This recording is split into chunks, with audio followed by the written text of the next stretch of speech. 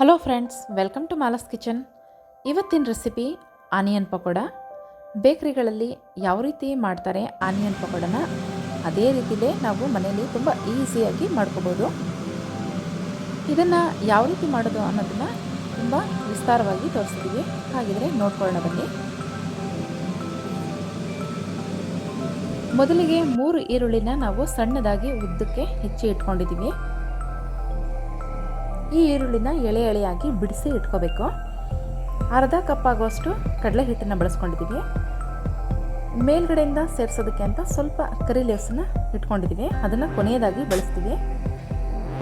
ಹಾಗೆ ರುಚಿಗೆ ತಕ್ಕಷ್ಟು ಉಪ್ಪು, ಸ್ವಲ್ಪ ಅರಿಶಿನ, ಅರ್ಧ ಟೀ ಸ್ಪೂನ್ ಆಗುವಷ್ಟು ಖಾರದ ಪುಡಿ, 2 ಮೆಣಸಿನಕಾಯಿನ ಉದ್ದಕ್ಕೆ ಹೆಚ್ಚಿಟ್ಕೊಂಡಿದ್ದೀವಿ, 2 ಟೇಬಲ್ ಸ್ಪೂನ್ಗಳಷ್ಟು ಅಕ್ಕಿ ಹಿಟ್ಟನ್ನು ತೊಗೊಂಡಿದ್ದೀವಿ, ಶುಂಠಿ ಬೆಳ್ಳುಳ್ಳಿ ಪೇಸ್ಟ್ 1 ಸ್ಪೂನ್ ಆಗುವಷ್ಟು, ಧನಿಯಾನ ಇಲ್ಲಿ ಸ್ವಲ್ಪ ಕ್ರಷ್ ಮಾಡಿ ಹಾಕ್ಕೊಂಡಿದ್ದೀವಿ. ಬೇಕಾದರೆ ಮಿಕ್ಸಿ ಬೇಕಿದ್ರೆ ಮಾಡ್ಕೋಬೋದು. ಸ್ವಲ್ಪ ತರಿ ಆಗಿದ್ದರೆ ತುಂಬ ಚೆನ್ನಾಗಿರುತ್ತೆ.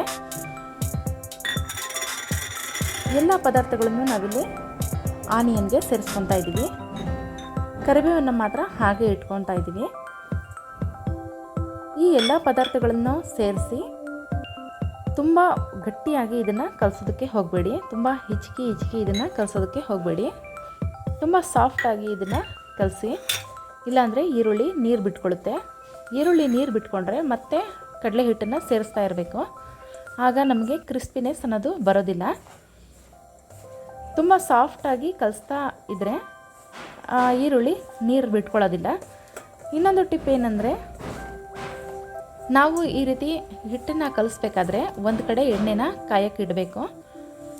ಎಣ್ಣೆ ಚೆನ್ನಾಗಿ ಕಾಯ್ತಾ ಇರಬೇಕಾದ್ರೆ ಸ್ವಲ್ಪ ಎಣ್ಣೆ ತೆಗೆದು 1 ಸ್ಪೂನ್ 2 ಸ್ಪೂನಷ್ಟು ಎಣ್ಣೆನ ಈ ಕಲಸಿರೋವಂಥ ಹಿಟ್ಟಿನ ಮೇಲೆ ಹಾಕ್ಕೋಬೇಕು. ಇದರಿಂದ ಪಕೋಡಗಳು ತುಂಬಾ ಕ್ರಿಸ್ಪಿಯಾಗಿ ತುಂಬ ಚೆನ್ನಾಗಿ ಬರುತ್ತೆ.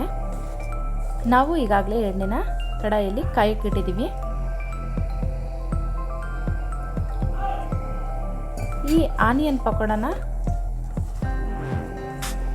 1 ವಾರಗಳ ಕಾಲ ಬೇಕಿದ್ದರೂ ಸ್ಟೋರ್ ಮಾಡಿ ಇಟ್ಕೋಬೋದು. ಆದರೆ ಯಾರೂ ಸ್ಟೋರ್ ಮಾಡೋದಿಲ್ಲ, ಕಾರಣ ಮಾಡಿದ ತಕ್ಷಣವೇ ಎಲ್ಲ ತಿಂದುಬಿಡ್ತಾರೆ. ಹಾಗಾಗಿ ನೋಡ್ತಾ ಇದ್ದೀರಲ್ವ, ಇಲ್ಲಿ ಬಿಸಿಯಾದಂಥ ಎಣ್ಣೆನೂ ಸೇರಿಸ್ಕೊತಾ ಇದ್ದೀವಿ. ತಕ್ಷಣವೇ ನಾವು ಎಣ್ಣೆಗೆ ಇದನ್ನು ಸೇರಿಸ್ಕೋಬೇಕು. ನೀವು ಪಕೋಡ ಹಾಕಬೇಕಾದ್ರೂ ಅಷ್ಟೇ ತುಂಬ ಬಿಡಿಸಿ ಹಾಕ್ಕೊಳ್ಳಿ. ಗಟ್ಟಿಯಾಗಿ ಉಂಡೆಗಳ ಥರ ಸೇರಿಸೋದಕ್ಕೆ ಹೋಗಬೇಡಿ. ತುಂಬ ಕ್ರಿಸ್ಪಿನೆಸ್ ಅನ್ನೋದು ಬರೋದಿಲ್ಲ. ನಾವು ಹಾಕ್ತಾ ಇದ್ದಿಲ್ಲ ಆ ರೀತಿ ತುಂಬ ಎಳೆಯಾಗಿ ಬಿಡಿಸಿ ಸೇರಿಸ್ಕೊಳ್ಳಿ. ಈ ರೀತಿ ಸೇರಿಸೋದ್ರಿಂದ ಆನಿಯನ್ ತುಂಬಾ ಕ್ರಿಸ್ಪಿಯಾಗಿ ಕ್ರಂಚಿಯಾಗಿ ತುಂಬಾ ಚೆನ್ನಾಗಾಗುತ್ತೆ. ಇದನ್ನು ಟೀ ಟೈಮ್ಗಾದರೂ ಮಾಡ್ಕೋಬೋದು, ಸ್ನ್ಯಾಕ್ಸ್ ಥರ. ಬೇಡ ಅಂದರೆ ಟಿಫನ್ನು, ಲಂಚು ಎಲ್ಲದಕ್ಕೂ ಮಾಡ್ಕೋಬೋದು.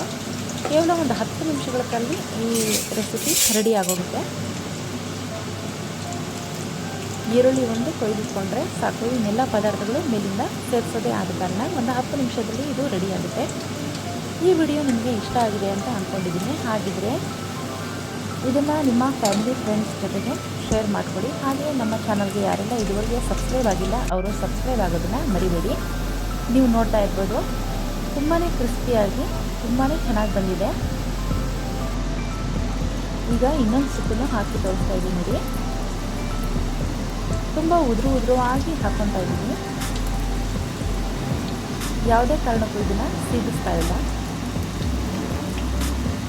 ನಿಮಗೆ ಖಾರ ಜಾಸ್ತಿ ಬೇಕು ಅಂದರೆ ಮೆಣಸಿನಕಾಯಿನ ಹೆಚ್ಚಾಗಿ ಹಾಕ್ಕೋಬೋದು. 4ರಿಂದ 5 ಬೇಕಾದರೆ ಸೇರಿಸ್ಕೋಬೋದು.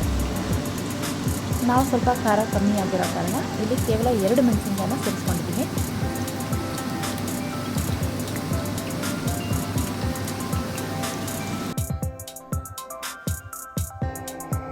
ಈ ರೆಸಿಪಿನ ಮರಿದೆ ನೀವು ಟ್ರೈ ಮಾಡಿ ನೋಡಿ, ಹೇಗಾಯಿತು ಅನ್ನೋದನ್ನು ಕಮೆಂಟ್ ಮೂಲಕ ತಿಳಿಸಿ.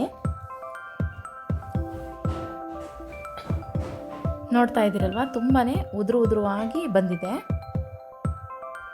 ನೀವು ಬೇಕರಿಗಳಲ್ಲಿ ಏನು ತಿಂದಿರ್ತೀರಿ ಅದೇ ಟೇಸ್ಟೇ ಬರುತ್ತೆ. ನೀವು ಮಾಡಬೇಕಾಗಿರೋದಿಲ್ಲ ಇಷ್ಟೇ. ನೀವು ಒಂದ್ಸಲ ಮರಿದೆ ಇದನ್ನು ಟ್ರೈ ಮಾಡಿ ಮನೆಯಲ್ಲಿ. ಕೊನೆಯದಾಗಿ ನಾವು ಈ ರೀತಿ ಕರಿಬೇವನ್ನು ಮೇಲಿಂದ ಸೇರಿಸ್ಬಿಟ್ಟು ಕರೆದಿರೋ ಅಂಥ ಪಕೋಡನ ಎಣ್ಣೆಯಿಂದ ಸಪ್ರೇಟಾಗಿ ತೊಗೊತಾ ಇದ್ವಿ. ಕರಿಬೇವು ನಮ್ಮ ಆರೋಗ್ಯಕ್ಕೂ ತುಂಬ ಒಳ್ಳೆಯದು. ಬರೀ ಬಾಯಿಗೆ ತಿನ್ನೋದಕ್ಕೂ ತುಂಬಾ ಚೆನ್ನಾಗಿ ಅನಿಸುತ್ತೆ. ಬೇಕು ಅಂದರೆ ಸೇರಿಸ್ಕೊಳ್ಳಿ, ಬೇಡ ಅಂದರೆ ಸ್ಕಿಪ್ ಮಾಡಿ, ತೊಂದರೆ ಇಲ್ಲ. ಈ ರೆಸಿಪಿ ನಿಮಗೆಲ್ಲ ಇಷ್ಟ ಆಗಿದೆ ಅಂತಲೇ ಅಂದ್ಕೊತಾ ಇದ್ದೀನಿ. ಈ ವಿಡಿಯೋ ನೋಡಿದ್ದಕ್ಕಾಗಿ ತಮಗೆಲ್ಲ ಧನ್ಯವಾದಗಳು. ಈ ವಿಡಿಯೋಗೆ ಒಂದು ಲೈಕ್ ಕೊಡೋದನ್ನು ಮರಿಬೇಡಿ.